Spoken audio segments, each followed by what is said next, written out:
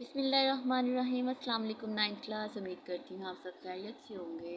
अल्लाह पाक आप सबको अपनी हिफाजत में रखे। मैं आपकी टीचर अबीब महर और हम अपनी क्लास का आगाज़ उर्दू पाक से करते हैं सल्लल्लाहु अलैहि वसल्लम।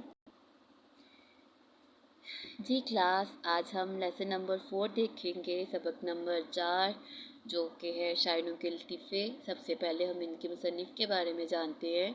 मौलाना मोहम्मद हुसैन आज़ाद, जो कि 1830 में दिल्ली में पैदा हुए हैं और 1857 की जंग की नाकामी के बाद अंग्रेज़ों के हाथों इनके वालिद मारे गए थे। फिर क्या हुआ था, ये तलाश माश में दिल्ली छोड़ दी इन्होंने। तलाश माश अपनी जो रोज़गार था उसे ढूंढने के लिए इन्होंने दिल्ली छोड़ी। लखनऊ हैदराबाद के बाद ये लाहौर आ गए और इनकी जो महकमा तालीम में 15 रुपये माहाना तनख्वाह पर मुलाजिम हो गए और हुकूमत पंजाब ने इनसे मुतअद्दिद निसाबी और दरसी किताबें लिखवाईं।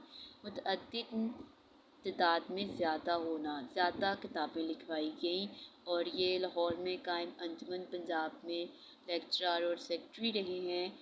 1888 में 1888 में दिमागी मर्ज़ शुरू हुआ था और 1910 में इनका इंतकाल हुआ है और मरते दम तक ये यही बीमारी ने लाहक रही है। और इनका जो सबसे बड़ा कारनामा है वो उर्दू में जदीद तर्ज़ शायरी है और इनकी जो तसन्नीफ़ हैं उसमें आब हयात, दरबार अकबरी, नीरन ख्याल, कसीसे हिंद और ख़ानदान फ़ारिस बहुत मशहूर हैं। और इनके अपने उस्ताद जो हैं वो इब्राहिम ज़ौक़ का दीवान भी आज़ाद ने ही मुरत्तिब किया। जो चीज़ें मैंने हाईलाइट की हुई हैं वो आपके लिए अहम है, यही मुसन्निफ़ के तारुफ़ में आएंगी। आज़ाद ने मौज़ूआती नज़में भी लिखी हैं और सबसे जो इनकी अहम है वो है नज़म आज़ाद, जो इनकी अहम नज़म है।